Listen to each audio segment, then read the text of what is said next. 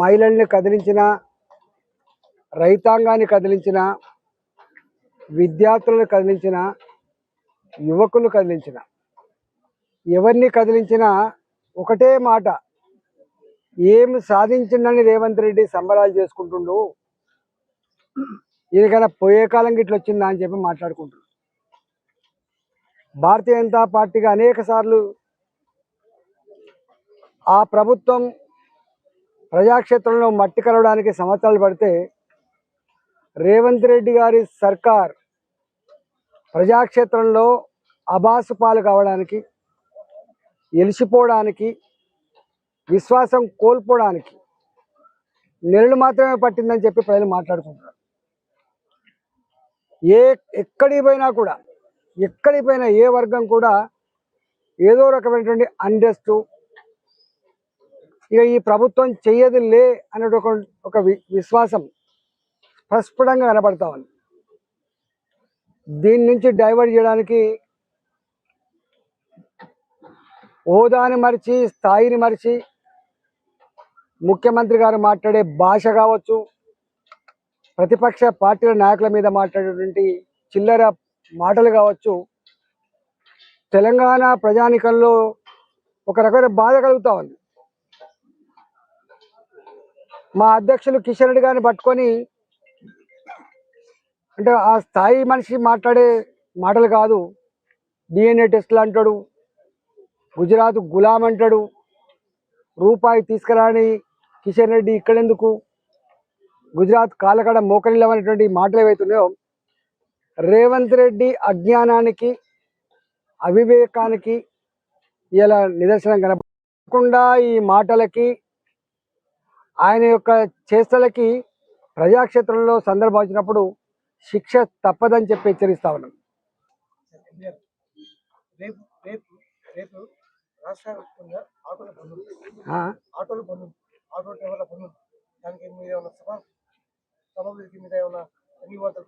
ఇప్పటికే చెప్పినాం.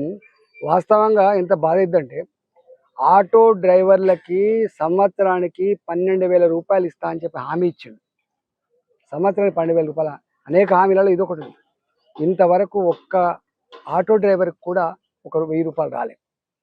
అనేక మంది, అసలు తెలుస్తలేదు కానీ అనేక మంది ఆటో డ్రైవర్లు సూసైడ్ చేసుకున్నారు. మా నియోజకవర్గంలో ఒక 3 సూసైడ్ చేసుకుని పోయొచ్చినారు, ఉప్పల్లో చేసుకున్నారు. అనేక మంది సూసైడ్. అంటే ఒక చర్య చేపడుతున్నప్పుడు దాని పర్యవసానాల మీద అవగాహన లేదు. ఇవాళ మీరు చూసిన హైడ్రా మీద చేసిన డ్రామా ఏందో అర్థమైంది.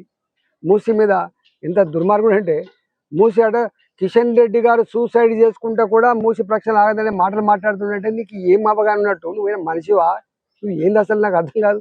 గిదా నువ్వు మాట్లాడే మాట. మేమేమో మోడీ గారి దగ్గరికి పోయి తెలంగాణకు కోచ్ ఫ్యాక్టరీ ఎట్లా రావాలి, కాజీపేటలో నేషనల్ హైవేస్ ఎట్లా రావాలి, ఇవాళ చెంగిచెర్ల లాంటి రైల్వే స్టేషన్ల నిర్మాణం ఎట్లా జరగాలి, డబ్బులు ఎట్లా రావాలి, మా రాష్ట్రాన్ని ఎట్లా బాగు చేసుకోవాలని చెప్పి మేము ప్రయత్నం చేస్తుంటే ఇగో ఈయన మాట్లాడే మాటలు గివి. అంటే గింత అహంకారమా నీకు? ఎక్కడిది సంస్కృతి? ఏం మాట్లాడుతున్నావు? నీకు అవగాహన ఉందా? నీ స్టేచర్ ఏంది? కిషన్ రెడ్డి గారి చరిత్ర ఏంది? నీ చరిత్ర ఏంది?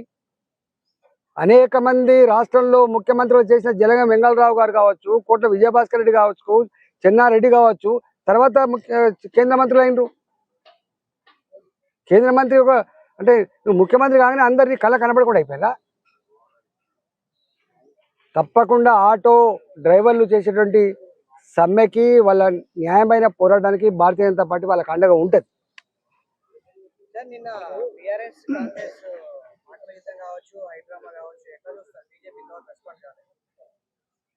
ఇది డ్రామా అని తెలిసిపోయింది. ఏంది అసలు?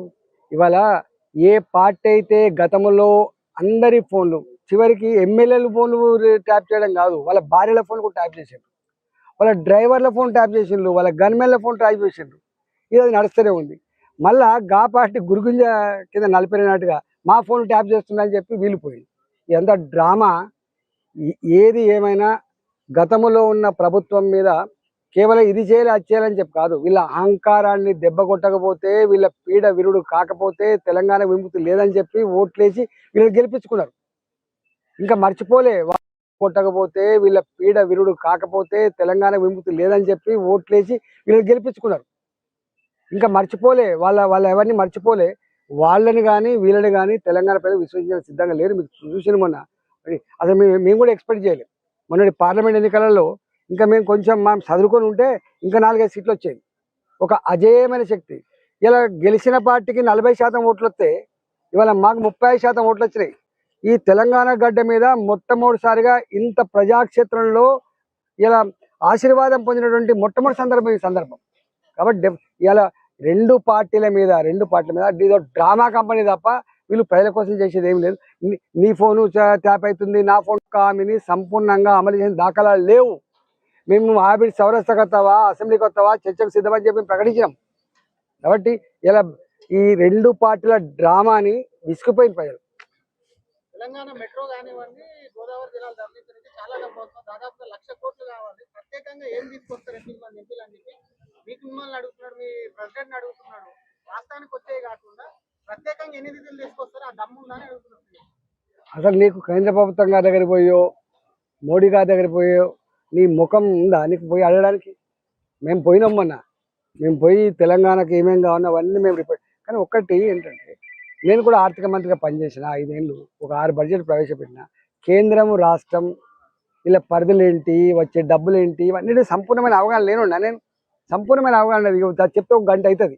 అవగాహన లేని మాటలు, ఉత్తమ మాటలు అవన్నీ. నీకు ఏమి లేనిది నువ్వు ఏమంటున్నావు? నీకు ఎంత అహంకారం అంటే, నువ్వు ఈ రీజనల్ రింగ్ రోడ్ ఉంది, నార్త్కి ఆల్రెడీ శాంక్షన్ చేసినాం, సౌత్కు రావాలి. సౌత్కి నేనే కట్టుకుంటా. నీకు ఏముందని చెప్పి కట్టుకుంటావు? నీకు ఏముందని చేస్తే చెప్పండి. మింగ మెతుకు లేదు, మీసాలకు సంపంగమైనట్టుగా నీ మాటలని బాబు గుర్తుపెట్టుకో. ఇదంతా వాటి తెలిసిపోతుంది రేపు. నీకేం లేదు. ఇప్పుడు మా రంగాన మా బొక్కన నరసింహారెడ్డి అన్న జిల్లాలో ఇంకొక రోడ్ వేస్తున్నారు. అది పెద్ద ఇష్యూ. కొంగల నుంచి వెళ్ళి మీర్ఖాన్పేట 9 గ్రామాలు. ఆల్రెడీ నాగార్జున సాగర్ రోడ్ ఉంది, అది 200 ఫీట్ల పైన. నీకు శ్రీశైలం రోడ్ ఉంది 200 ఫీట్ల పైన. ఈ రెండింటి కలిపే రోడ్డు కూడా ఉంది 200 ఫీట్ల పైన. ఇలా అంటే రాజు లెక్క మళ్ళీ 330 ఫీట్లతో వేస్తున్నాడు. దాని సంగతి ఏం తెలుస్తుంది. ఇప్పటికే లగిచర్ల దెబ్బ తగిలింది. మూసీలో ఏం జరిగిందో చూసినావు, హైడ్రాలో ఏమైందో నీకు చూసినావు. ఇలా ఇది కూడా చూస్తూ ఉన్నావు. నీ నైజమేందో అర్థమైంది. నీకు ప్రజలు కనబడతలేరు, రాష్ట్ర అభివృద్ధి కనబడతలేదు, డబ్బులు కనబడుతున్నాయి. ఎట్లా డబ్బులు సంపాదించాలి, డబ్బు సంచులతో కేంద్రాన్ని ఎట్లా నీ కేంద్ర పార్టీ ఎట్లా మెప్పించాలి, ఇదే నీ ఎజెండా. మూసి ప్రజల పట్ల పోరాడే బాధ్యత మాకుందని మీరు చెప్తున్నారు. ముఖ్యమంత్రి చాలా స్పష్టంగా చెప్తున్నారు. మీరు మూసి ప్రజల పట్ల అదే బాధ్యతతోటి కేంద్రం నుంచి PM ఆవాస్ యోజన కింద ఇల్లు తీసుకురండి, ప్రభుత్వానికి సహకరించండి, ప్రక్షాళనకు సహకరించండి అనేది ముఖ్యమంత్రి చెప్తున్నారు. అట్లా కాదండి. నేను ఒక మాట చెప్పాను. అసలు ఎంత దుర్మార్గం అంటే, వీళ్ళకి అర్థమైపోయింది. ఒక్క ఇల్లు కూడా కట్టే దమ్ము లేక తెలంగాణ మొత్తం ఎక్కువ ప్రాంతాలను అర్బన్ ప్రాంతాలను డిక్లేర్ చేసుకొని అర్బన్ హౌసింగ్ కింద ఇల్లు తెచ్చుకోవాలని చెప్పి భావిస్తాను. ఇవాళ అర్బన్ హౌసింగ్లో ఉన్న బ్యూటీ ఏంటంటే, ఎన్ని ఇళ్ళు కట్టినా కూడా కేంద్రం సపోర్ట్ చేస్తుంది కాబట్టి ఆ పని చేస్తున్నారు. మేము పోయింది ఎందుకు పోయినాం? మేము ప్రధానమంత్రి గారిని మొన్న మొత్తం 8 మంది ఎమ్మెల్యేలను కావచ్చు, 8 మంది పార్లమెంట్ సభ్యులు, మా రాజ్యసభ సభ్యులు, మా ఎమ్మెల్సీ గారికి పోయిన పని ఏంటంటే, మాకు ఒక 10 లక్షల ఇల్లు ఇచ్చే ప్రయత్నం చేయండి, మాకు నార్త్లో ఎట్లయితే RRR రింగ్ రోడ్ మీరు పర్మిషన్ ఇచ్చిందో సౌత్ కూడా మీరే ఇచ్చే ప్రయత్నం చేయండి. మాకు ఇక్కడ మెట్రో రైల్వే లైన్ ఏదైతే ఉందో, ఇలా నిర్మాణం కానిటువంటి టౌన్కి ఏదో 4th సిటీ పేరిట, ఇంకేదో టౌన్ పేరిట, హ్యాపెనింగ్ సిటీ పేరిట 34 కిలోమీటర్లు శాంక్షన్ చేస్తున్నారు. ఇది కాదు, 300 రోజులుగా మేడ్చల్ మెట్రో కావాలని చెప్పి సమ్మె చేస్తున్నారు. ఇవాళ శామీర్పేట వైపు తెలంగాణలో, ఉత్తర తెలంగాణలో మొత్తం జనాభా అంతా ఉంటుంది. ఇలా ఇటు 3 దిక్కులు ఇవ్వమని చెప్పి మేము కోరినాం. మేము హౌసింగ్ కోసం కోరినాము, మాకు కొంచెం రీజనల్ రింగ్ రోడ్ డబ్బులు ఇవ్వమని చెప్పి కోరినాం, మెట్రో కోసం సపోర్ట్ చేయమని కోరినాం. మేము మా పని చేస్తూనే ఉన్నాం. అసలు మోడీ గారు కూడా వీళ్ళ లెక్క ఇంత సంకుచితంగా ఉండరు. ఇలా ఇది బీజేపీ గెలిచింది కాబట్టి డబ్బు రావద్దు, వీళ్ళు ఇంకో పార్టీ గెలిచింది కదా. మోడీ గారికి ఒకవేళ మోడీ గారికి కనుక వీళ్ళ లెక్క సంకుచితమైన ఆలోచన ఉంటే ఈ రైల్వే స్టేషన్కి ఇన్ని డబ్బులు వచ్చేదా? 750 కోట్ల రూపాయలు సికింద్రాబాద్కి వచ్చేదా? 470 కోట్లు పెట్టి నీకు చెర్లపల్లి అభివృద్ధి చేసేదా? 450 కోట్లు పెట్టి చేసేదా? ఇవాళ 2,54,000 ఇల్లు 2,54,000 ఇండ్లు ఇలా కేంద్ర ప్రభుత్వం ఇచ్చినవి కట్టింది తప్ప అందులో ఆ ఇచ్చినా కూడా కట్టే దమ్ము లేకుండా గతంలో ఉన్న సర్కార్కి 2,54,000 ఇండ్లు ఇస్తే అర్బన్ హౌసింగ్ కింద వీళ్ళు కట్టిన 1,35,000 ఆ కట్టినవి కూడా లోకల్లోకి ఇవ్వకుండా బయట ఓడిసి నుంచి తీసుకొచ్చి ఇచ్చిండ్రు. ఇది వీళ్ళ నిర్వాహకం. ఇవాళ సొమ్ము ఒకటిది సొమ్ము ప్రజలది సోకు రేవంత్ రెడ్డి చేసే ప్రయత్నం చేస్తున్నాడు. నీ ఇందిరమ్మ కమిటీలు ఏంటి, నీ కథ ఏంది, ఏమనుకుంటున్నావు నువ్వు?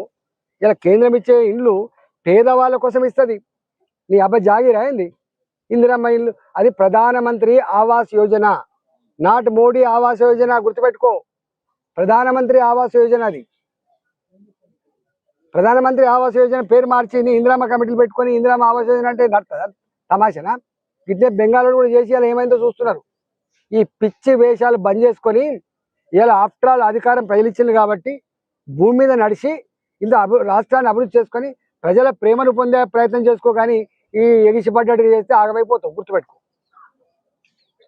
గత ప్రభుత్వంలో 10 లక్షల కోట్లు తెచ్చిన బీజేపీ చెప్తుంది కదా 10 లక్షలు 11.5 లక్షలు. ఈ ఏడాదిలో ఎంత తెచ్చారు అనేది కూడా అరే నేను స్వయంగా అసెంబ్లీలో దేనికి ఎంత వచ్చినో నేను చెప్పిన. ఆనాడు గిట్లే మాట్లాడినారు. ఈ కేంద్రం ఇచ్చిన డబ్బులు లెక్క చెప్పమంటే కేంద్రం ఇచ్చిన డబ్బులు లెక్క చెప్పినా, రాష్ట్రం ఇచ్చిన డబ్బులు కూడా లెక్క చెప్పిన. అసలు ఊహించినంత కదా. నీకు ఒక నేషనల్ హైవేస్ మీద ఇక్కడ ఖర్చు పెట్టి డబ్బు ఎంత, రైల్వే లైన్ మీద ఖర్చు పెట్టి డబ్బు ఎంత, అన్ని బుక్లెట్ కొట్టించా. మా కిషన్ రెడ్డి గారు ఒక బుక్లెట్ కొట్టించి యావత్ తెలంగాణ ప్రజానికానికి ఇప్పటికీ ఎక్స్ప్లెయిన్ చేసి ఉన్నాడు. దాన్ని మళ్ళీ ఏం చెప్తా. మహిళల్ని కదిలించిన, రైతాంగాన్ని కదిలించిన, విద్యార్థులను కదిలించిన